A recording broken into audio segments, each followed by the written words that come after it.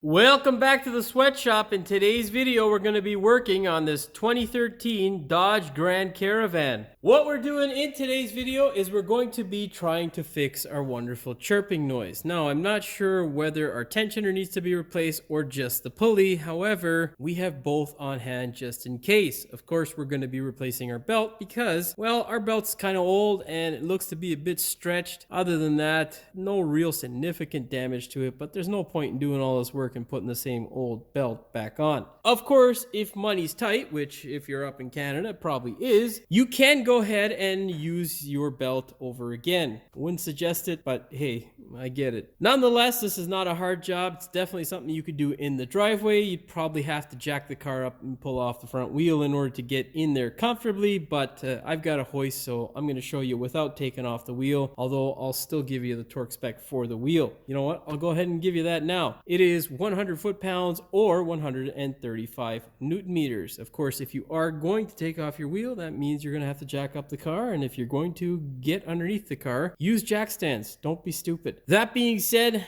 not a hard job. Definitely something you can do to help yourself save some money by doing it yourself. Of course, watch the full length of video so you see what I get into, and hopefully I don't get into any real issues that tissues won't solve. Of course, if I do, you'll be the first to know about it. That being said, before we get started with today's video, do me a big favor, hit that subscribe button as well as a notification bell so you never miss one of my new videos. Okay, let's put this thing up in the air. We're gonna turn the wheel all the way to the right so I can get my camera in there, and we'll pull off that stupid plastic cover. Okay, we've got a fastener off in this section here on the rad support. We're not going to be touching that. We're leaving that guy in place so that we can simply take this guy and shove it off into the distance. Now, with regards to these little clips, the absolute best way to get rid of these guys without breaking them, or get them off the car, I should say, is a clip remover like this. It works wonders. All right. You can usually pick them up at any local tool store, really. These things are wonderful. It makes life so much easier. Now grab a 10 mil on a 10-inch extension, go ahead and fire off the bolts. You can see here, this guy seems a little rusty, so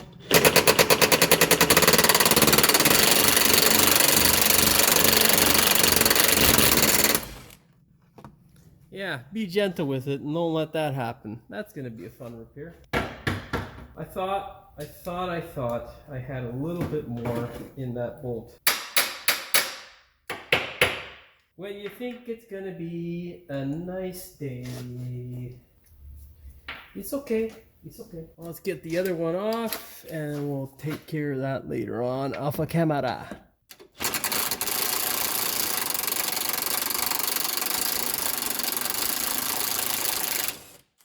That's how that should have happened. All right, now just take this wonderful thing, pull it down, and move it on over to the side. Wonderful. Now that exposes our wonderful belt and all the pain in the ass we're about to have. Yeah. All right, so what we're looking at is our Serpentine belt assembly and basically all the accessories that go with it. The only thing you can't see is the idler that's up in this region here behind this stupid cover. You can see it there now. Maybe I'll get a bungee cord and hold that stupid thing out of the way. Nonetheless, for now, we don't need to touch it. All we need to do now is pull off our belt. That way we can spin our pulleys individually and see what's going on with them. So sneak a 3/4 or 3/8 wrench in and then proceed to loosen it. Oh yeah, so we're gonna be changing out our tensioner. That doesn't necessarily mean that it's bad by the sound, but I can feel it binding a bit.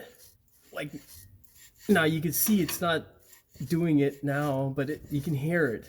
That clanging sound is when it's starting to bind up. So yeah, I'm not gonna risk it. I'm just gonna replace it, and we're gonna replace that idler as well. Problem is, I can't get that idler today. So we will continue on by removing our belt. Make sure you make a diagram because it can be a real pain in the ass to figure out where everything goes, let me tell you. Okay, wiggle this guy out. Now just pull your belt off the vehicle.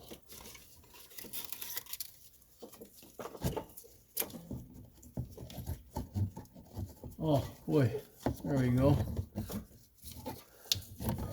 Well, You're being a little prick there, aren't you, Mr. Belt? You just get the fuck off here, okay? Now, of course, what you're going to do before you throw this in the garbage is take this belt and compare it to your new belt. You're going to hold them and stretch them between your two thumbs and see exactly what happens. If one is considerably shorter or longer than the other, you're going to have to determine whether you got the right belt or not, or if something's dreadfully wrong with yours. And most times, if it is different, it's because you have the wrong belt. If it's off by like, you know, couple of millimeters on either thumb, could just be because it's stretched. Now what you want to do is take each individual pulley, spin them up, make sure you don't hear any weird noises, and don't have a right to left. This guy, so that's trash.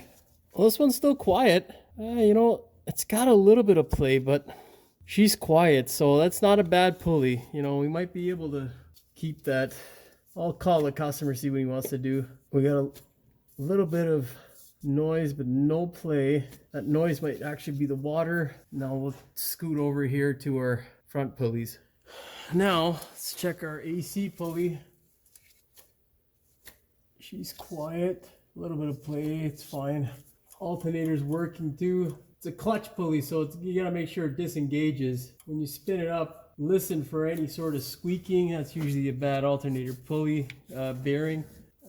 And if it doesn't move freely, you can see I can move the pulley back without the rotor coming in the same direction, and it's not bent. So it looks like we're all good. I might actually just throw it all together without the idler, because the idler has minimal play. It's not very much at all, and it's quiet. So yeah, let's do that. Let's do that. Okay, let's commence with the video. We're gonna pull that tensioner off. Get a 15 mil. Go ahead, grab a 16 mil and crank her loose. It is lefty loosey for this guy. Majority of the time it is just that, but you always want to do tensioners by hand because some of them are the reverse. Most times it's related to the thread portion where the pulley is, but you don't want to find out the hard way. So yeah.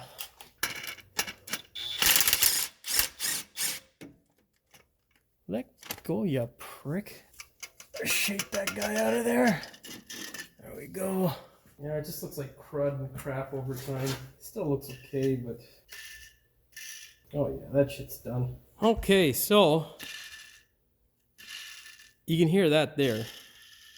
So that's when it is perpendicular, okay? That's when it's straight up and down. It actually functions normally, but if you twist it a little bit, you can see how it kind of just stops and seizes on its own. It's because the bearing's kind of shit. It's rubbing against something. So that most likely is what's causing our noise, because this guy's walking back and forth. So if your tensioner doesn't bind up, you can go ahead and replace just this pulley. It is considerably cheaper. This guy is a nice, expensive unit, but it wasn't much more than the cheaper aftermarket, so we got the Chrysler stuff here. Plus I got a bit of a deal on this wonderful thing, so I opted for this. Now here's the part number for just the pulley from Dayco. You can cross that number with all kinds of other manufacturers. Just get a decent manufacturer. Gates is okay, but they're wildly overpriced in comparison to where they used to be, and oh man, are they ever crap with their customer service. So yeah, anyhow, I'm gonna go ahead now unbox our new tensioner. Let's see what she looks like. And she's made in the good old Canada, baby, my home country. So we're supporting local, which always makes me happy. In case you're wondering, that's the Mopar number. Come on, focus. There we go. No, that's not. There we go. Made in Canada, baby. And Lord knows we probably don't make this shit anymore, because we don't make much of anything up here in my home and native land. Nice thing is they give you this wonderful pulley with it. Now you can see there, no matter where I turn it, that guy has the same amount of spin, and it doesn't have, well, has a little bit, but minimal play. So that's what we're looking for. Now, let's make sure, they're always made in Canada originally as well, which is nice. That's the only good thing Chrysler actually gives to Canadians, besides shit cars at low prices, what used to be low prices, because they've raised their prices through the mergers and Stellantis and all this other crap. They just give us jobs, you know? So Unfortunately, we don't make really quality stuff. I can't say that. Depends on the manufacturer, but Canada used to be known for its quality, and man, a lot of times now whenever I buy Canadian parts, that's generally what's failing, which really hurts because I'm Canadian. Anyhow, this has nothing to do with the video. What you're going to do is throw a little bit of anti-seize on this guy here so it never rots up, and that way you never cry crocodile tears or any sort of tears when you go to take it out, because Lord knows this is a Chrysler, baby, and you'll be replacing this shit at some point again. Yeah, something like that. Nice and pretty. Very important here, we've got a slot right there, and on the back of our pulley we have this little guy there, this little nubbin. That nubbin has to fall into that slot. So what you're gonna do is slide this assembly in like so. You're gonna get that nubbin in there, you're gonna shake it all about, make sure it's nice and secure, and then thread this guy up by hand. Make sure you don't crush it, because if you do, your pulley's not gonna work the way it should. Now get a gun. Get my hand in here. It's kind of tricky because, yeah, well, you saw what just happened, so the goddamn camera's in the way. Get that guy a little bit closer there, and now fit that guy up, and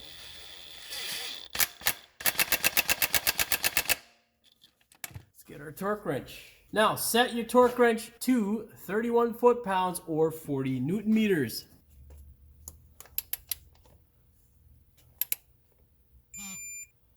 Good to go. Okay, now let's start funneling this belt in. It's kind of a tricky shot here, but you know, that's what we gotta do for the interwebs, you know, the internet. Okay, around the compressor, up around this water pump, you get the uter pump in there, you get that crankshaft pulley, and you shake it all about. La la la la la la. Now get the power steering pump. All right, yeah. Okay, make sure that guy's in there. Now we gotta bring that fella up and around like so. Okay. Oh no, crank pulley. Get your ass in there, boy. Okay. Now our last guy's gonna be the power steering. Let's get our wonderful contraption here. Where are you? There you are. Okay, well, let's try to sneak this guy in here. Really, you can pick any pulley that makes you comfortable. It's just easier for me to do that, so I'll try to get you a better camera angle. Okay, now extendo ratchet. We're gonna get that guy there all the way. Reach around. Oh, baby. No, that's not gonna work. Oh baby. Oh fuck no. Yeah, that don't work.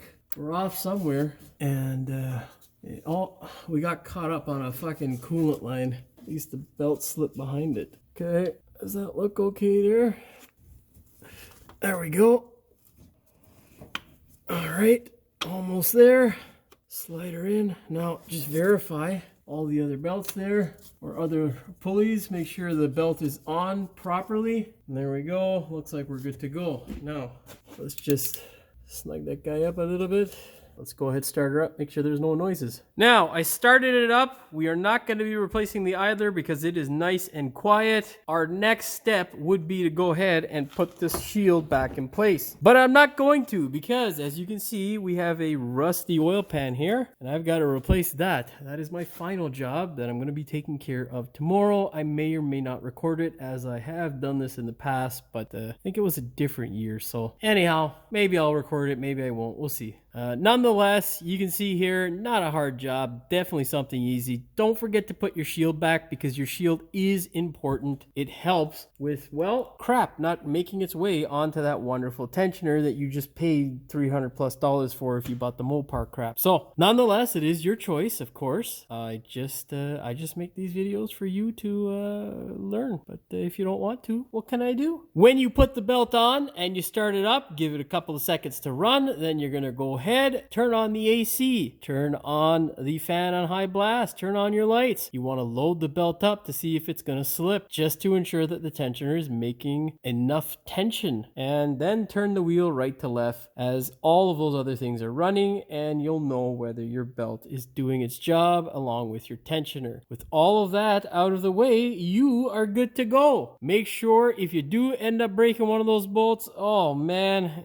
hopefully you don't, make sure you get it it out. Process is something like this. You weld another one to it and, well, you twist this stupid thing out. Of course, before you put the bolts back in, tap the holes. It is an M1/6 thread pitch. What you want to do is tap it, anti-seize the new bolts, throw them in, and you'll be good to go. Okay, let's go ahead now, finish off this video. Well, that's all she wrote for this one. Hopefully you found the video entertaining as well as insightful. If you did, please like, share, and subscribe. Don't forget to hit the notification bell so you never miss one of my new videos. And as always, thanks for watching. We will see you in the next one. You can go... Okay, so what we're looking at is basically our serpentine belt, and the only thing you can't see is the idler that's up here. Now the idler has a bit of play, so I'm going to be ordering. What we're going to do, you just get the fuck off here, guy. Oh, we got this fucking thing. Let go, you prick. Focus, you prick. Get my hand in here. It's kind of tricky because, yeah, well, you saw what just happened, so the goddamn camera's in the way. Torque wrench, where the fuck are you? Where are you? Nonetheless, not